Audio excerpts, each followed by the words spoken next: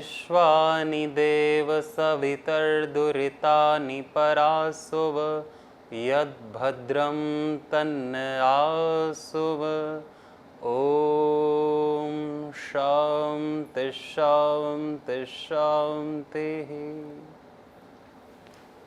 नमस्ते। जीवन एक अवसर है सिद्धि प्राप्त करने के लिए, और जो हम प्रतिदिन जी रहे हैं इसी का नाम जीवन नहीं। केवल श्वास लेना और छोड़ना, चलना फिरना, खाना पीना, ये जीवन नहीं। जीवन जीने से बना है। जो जीता है, जो जी रहा है, वो जीवन है। अर्थात जो अपने जीने में सावधान है, जो अपनी जीवंतता को अनुभव कर रहा है, जो अपनी जागरूकता में, अपने ध्यान में सतत सावधान है, अवेयर है, कॉन्शियस है, अपने कर्मों के प्रति, अपनी इच्छाओं के प्रति और अपने ध्येय के प्रति जो जागरूक है, वह जी रहा है। इसीलिए परम पूज्य स्वामी जी महाराज भी इस बात को बार बार कहते हैं कि प्रातःकाल सबको योग अभ्यास करना चाहिए। योग अभ्यास के पश्चात फिर बाकी दिन भर अलग अलग चीज़ों में संयम करना चाहिए, अलग अलग व्रतों का अभ्यास करना चाहिए। इसी को संयम कहते हैं, जिसको व्रत कहते हैं।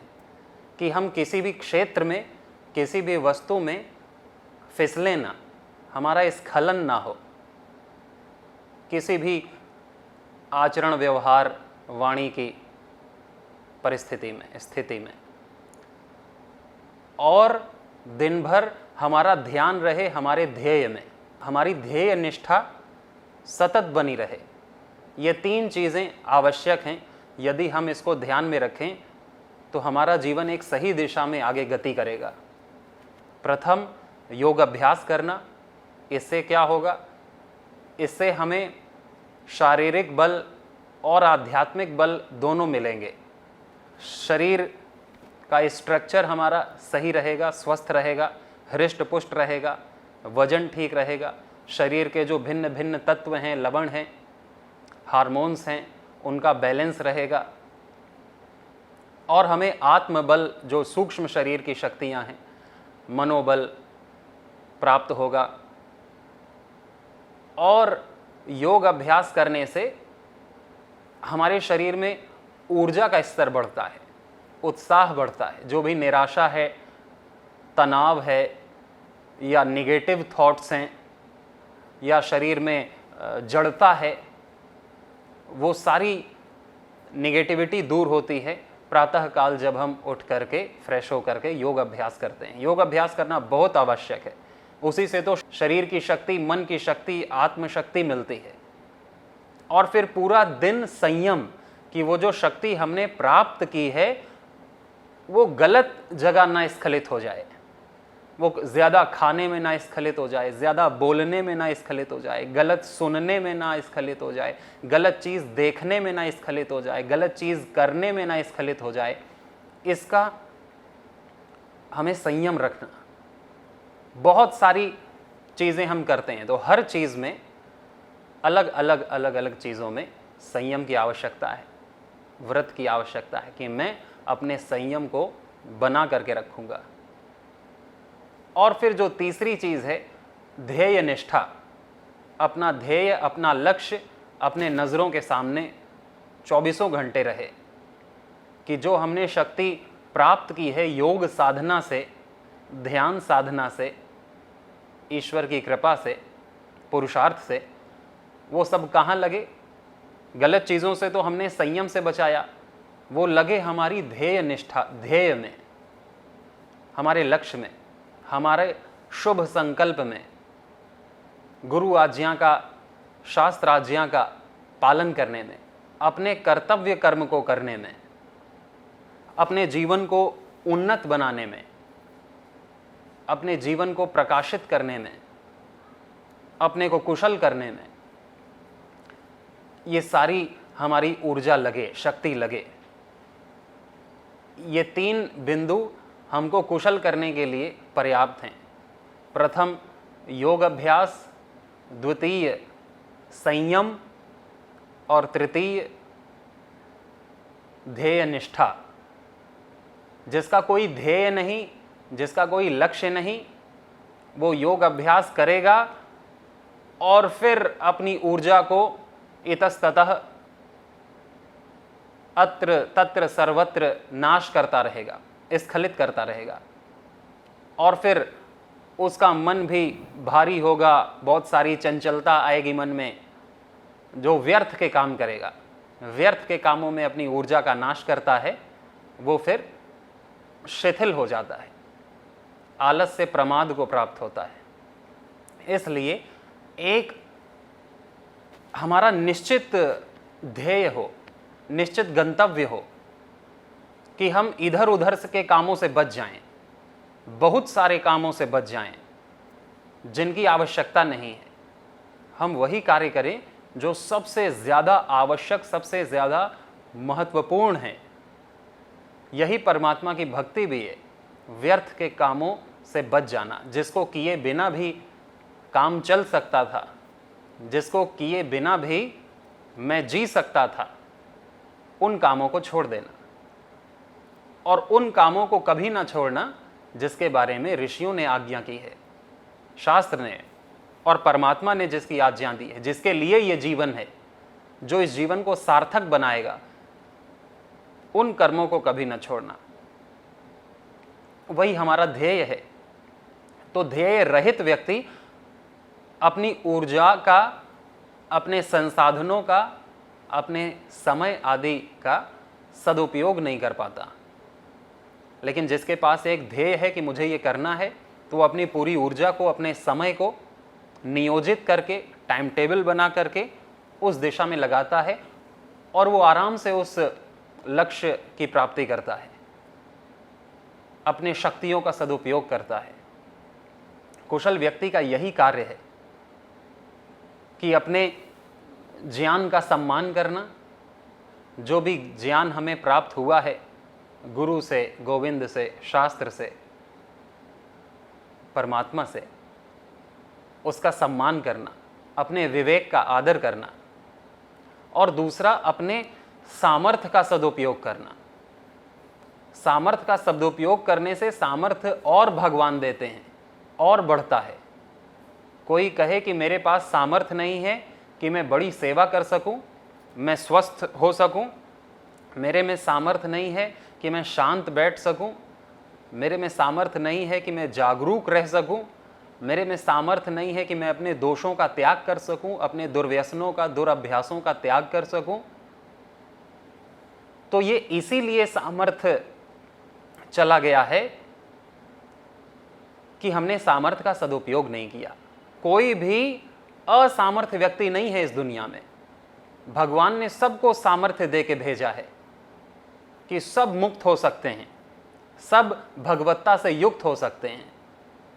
सबको भगवान ने हर संभव संभावना सब मनुष्यों में बराबर दी कि सभी सामर्थ्यवान हैं, क्योंकि सब समर्थ सत्ता से ही निकल के आए हैं। तो कोई समर्थ परमात्मा असमर्थ व्यक्ति को कैसे पैदा करेगा? ये प्रकृति समर्थ है, क्योंकि ये परमात्मा के द्वारा बनाई गई है। रचनाकार परमात्मा है, मैटर भी है प्रभु और मेकर भी है प्रभु। हमारा भी, हम भी उसी से बने हैं। तो सामर्थ्यवान से तो सामर्थ्यवान की ही उत्पत्ति होती है। इसलिए अपने आप को असमर्थ मानना ये सबसे बड़ी भूल है।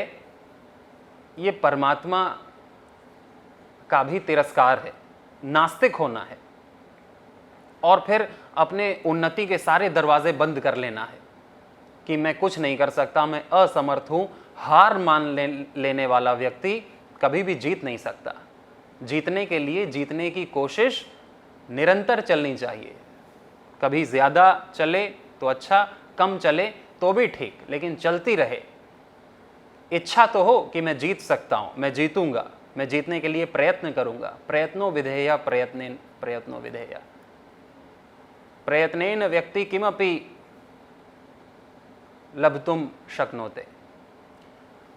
तो इसलिए हमारा जो सामर्थ्य है, जितना भी है, जितना भी बोलने का सामर्थ्य है, अच्छा बोलने का सामर्थ्य तो सब में है ना।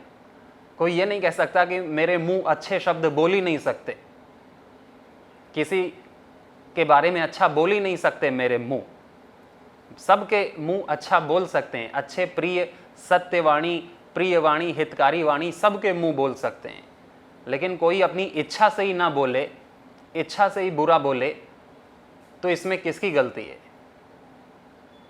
इसमें गुरु की भी गलती नहीं, इसमें भगवान की भी गलती नहीं, इसमें प्रकृति की भी गलती नहीं, विधान की भी गलती नहीं, प्रधानमंत्री की भी गलती नहीं, राष्ट्रपति की भी गलती नहीं, इस देश के संविधान की भी गलती नहीं, समाज की भी गलती नहीं, नेताओं की गलती नहीं, घर वाले की गलती नहीं। इसमें केवल उसी की गलती है जो बोल रहा है। वो क्यों बोल रहा है? वो अच्छा भी बोल सकता है, तो उसने अपने वाणी की सामर्थ्य का दुरुपयोग कर दिया। तो उसको, जब उसने वाणी का सामर्थ्य का दुरुपयोग कर दिया, अब वो असमर्थ हो जाएगा। अब वो वाणी से असमर्थ हो जाएगा कि उसकी बात कोई मानेगा नहीं, उसकी बात को कोई गंभीरता से नहीं लेगा, लाइटली लेंगे कि ये तो बोलता रहता है, कुछ भी बोलता है। उसकी बात कोई सुनना नहीं चाहेगा कि ये जब भी आता है ये किसी के बारे में उल्टा सुल्टा ही बोलता है, और उसी से, उसकी वाणी से उसी की हानि होगी, उसकी वाणी से उसी का अपमान होगा, उसी के कार्य बिगड़ेंगे। इसी को कहते हैं असमर्थता। असमर्थ होना यही है कि जिसने वाणी के सामर्थ्य को प्रयोग नहीं किया वो असमर्थ है। अब इसी तरह शरीर का बल सबके पास है, कोई भी निर्बल नहीं, सब चल सकते हैं, खाना खा सकते हैं, बैठ सकते हैं, खेल सकते हैं। कोई इतना कमज़ोर नहीं कि पड़ा ही रहे दिन भर, उठ ना पा रहा हो कि अरे मेरा हाथ इतना कमज़ोर है ये उठ नहीं पा रहा, मेरी गर्दन इतनी कमज़ोर है कि ये खड़ी नहीं हो पा रही। सबका शरीर काम करता है। तो जो जितना हो सके उतना योग अभ्यास करेगा, आसन व्यायाम करेगा, प्राणायाम करेगा, तो उसका सामर्थ्य बढ़ेगा। आज इतना है तो कल इतना होगा, परसों इतना होगा, उसकी शक्ति बढ़ेगी, उसका वजन भी संतुलित होगा, उसके शरीर में नया खून बनेगा, नई धातुएं बनेंगी, ओज तेज आएगा। लेकिन जो प्राप्त सामर्थ्य जितना है उतना भी कार्य ना करके, उतना भी योग अभ्यास ना करके सोएगा या मोबाइल चलाता रहेगा रात भर, सुबह सो जाएगा, दोपहर में उठेगा, कभी भी खाना खाएगा, गलत कुचेष्टाएं करेगा, विषय भोग ज़्यादा करेगा, तो वो जाहिर सी बात है, सभी जानते हैं कि वो कुछ दिन में असमर्थ हो जाएगा। आज जो वो कर सकता है कल वो भी नहीं कर पाएगा। आज जो काम उसके लिए संभव है कल वो भी नहीं कर पाएगा। आज सीधा बैठ पा रहा है तो कल सीधा बैठ भी नहीं पाएगा। आज चल पा रहा है तो कल चल भी नहीं पाएगा। आज भोजन पचा पा रहा है तो कल भोजन भी नहीं पचा पाएगा। रोगी हो जाएगा, असाध्य रोगों से ग्रसित हो जाएगा। उसको असमर्थ कहेंगे क्योंकि उसने अपनी प्राप्त सामर्थ्य का सदुपयोग नहीं किया। इसी तरह भगवान ने हमको बहुत सारी सामर्थ्य दी है, हर इंद्रिय की अलग अलग सामर्थ्य है। यदि उस सामर्थ्य का सदुपयोग करें तो वो इंद्रिय शक्तिशाली हो जाती है। जो बुद्धि का ज्यादा प्रयोग करते हैं तो बुद्धिमान हो जाते हैं। जो वाणी से सत्य और मधुर बोलते हैं उनकी वाणी शक्तिशाली हो जाती है, सत्य हो जाती है। जो हाथों से कार्य करते हैं उनके हाथ कुशल हो जाते हैं। आप देखते हैं कि शिल्पीकार कितनी सुंदर मूर्ति बना देता है, कितनी सुंदर कोई पेंटिंग बना देता है, एकदम असली जैसे, कि जैसे एकदम असली मूर्ति बोल पड़ेगी। सब कुशलता है और सब कुशलता आई है सामर्थ्य का सदुपयोग करने से। इसी तरह हमारे पास 3 शक्तियां भगवान ने विशेष रूप से हमें दी हैं। एक करने की शक्ति, एक मानने की शक्ति और एक जानने की शक्ति। जानने की शक्ति बुद्धि से, मानने की शक्ति हृदय से और करने की शक्ति हमारे हाथों से। ये 3 शक्तियां सबको दी हैं। अब कौन इन तीनों शक्तियों का सदुपयोग करता है, अच्छा करता है, अच्छी जगह श्रद्धा रखता है, अपने हाथों से अच्छा करता है, अपने हृदय में अच्छी जगह श्रद्धा रखता है, भगवान को मानता है, गुरु को मानता है, शास्त्र को मानता है, शराबी जुआड़ी कबाबी को नहीं मानता, उनको अच्छा नहीं मानता, गलत कामों को गलत मानता है, सही कामों को सही मानता है अपने हृदय से। और जिसने जानने की शक्ति का सदुपयोग किया, चीजों को यथावत जाना जैसे वो हैं, सच को सच, गलत को गलत, जो लाभकारी हैं उनको लाभकारी जाना और जो अलाभकारी हैं उनको अलाभकारी जाना, जो हमारे मित्र हैं मित्र को मित्र जाना, शत्रु को मित्र ना जान लिया और मित्र को शत्रु ना मान बैठा, माता पिता को शुभ चिंतक माना यदि वो शुभ चिंतक हैं तो, ज्यादातर होते ही हैं। तो ये जानना, चीजों को यथावत जानना, पाप को पाप जानना, पुण्य को पुण्य जानना, पवित्र को पवित्र जानना और अपवित्र को अपवित्र जानना, आत्म को आत्म जानना और जो आत्म नहीं है अनात्म है उसको अनात्म जानना, सुख को सुख जानना और दुख को दुख जानना, ये जानने की शक्ति का सदुपयोग है। तो जो इन तीनों शक्तियों का सदुपयोग करेगा, करने की शक्ति, मानने की शक्ति कि सही जगह अपने मन को लगाया, अपने हृदय को, समर्पण को सही जगह लगाया, तो उसने सदुपयोग किया, और जानने की शक्ति।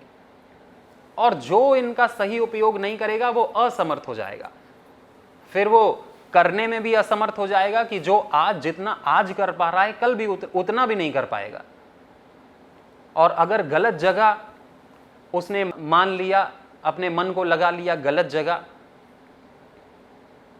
प्रभु में न लगाया, संसार में लगाया, केवल व्यापार के हानि लाभ में लगाया, छल कपट में मन को लगाया, तो उसके मन की जो सामर्थ्य है शांति प्राप्त करने की, निसंकल्प होने की, वो खो देगा जो आज कर सकता था।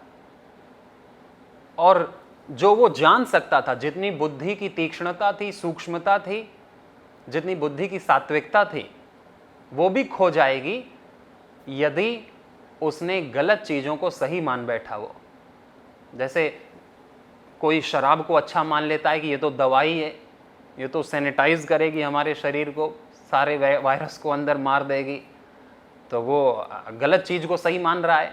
कोई सिगरेट को अच्छा मानने लगता है, उसमें तर्क देता है कि सिगरेट पीने से माइंड फ्रेश रहता है, नींद, काम के समय नींद नहीं आती है, टेंशन नहीं होती, स्ट्रेस नहीं होती, तो वो उसके बहाने हैं पीने के कि उसको पीना है।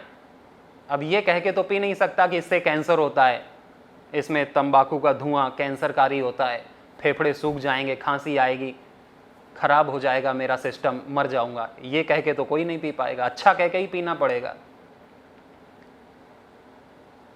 चोर व्यक्ति चोरी करेगा तो वो उसको भी वो जस्टिफाई करने की कोशिश करेगा कि मेरे पास नौकरी नहीं है, मेरे को तो बीवी बच्चों का पेट पालना है और मैं ये नहीं करूंगा तो क्या करूंगा।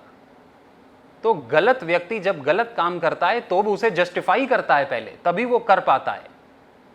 उसकी आत्मा भले ही उसे गलत माने, लेकिन अपनी आत्मा की आवाज को दबा करके परमात्मा की आवाज को, शास्त्र की आवाज को, ऋषियों की, गुरुओं की आवाज को दबा करके गलत से गलत काम को व्यक्ति जस्टिफाई करता है, तभी उस काम को करने के लिए उद्यत होता है कि देखो उसने, फला आदमी ने कहा था इस काम के बारे में सही। अब वो ऋषियों के और गुरुओं के बारे में नहीं सोच रहा, अब वो उस व्यक्ति के बारे में सोच रहा है जिसने कभी ना कभी इस काम, उसके काम को सही ठहरा दिया था। कि देखो शास्त्र में भी चौर विद्या के बारे में है कि चोरी करना एक कला है, एक विद्या है, तो ये तो एक कला है। और देखो भगवान कृष्ण भी, कोई कहते हैं कथा में कि वो भी बचपन में चोरी करते थे, तो भगवान करते थे तो मैं कर रहा हूं तो कौन सी बड़ी बात है। और देखो बड़े लोग भी तो करते हैं चोरी, उनकी चोरी कोई पकड़ नहीं पाता है, भ्रष्टाचार करते हैं, तो मैं कर रहा हूं तो कौन सी बुरी बात है। पूरी दुनिया कर रही है चोरी, देखो कोई पानी की चोरी कर रहा है, कोई बिजली की चोरी कर रहा है, कोई काम चोरी कर रहा है, तो मैं भी कर रहा हूं तो क्या गलत कर रहा हूं। ऐसे व्यक्ति अपने कुकर्मों को जस्टिफाई कर लेता है, उसको सही मान लेता है कि मन कहता है ठीक है, सही है, अब तुम कर सकते हो। तो फिर तो इसी को प्रमाद कहते हैं, अपने गलत काम को भी सही मान लेना।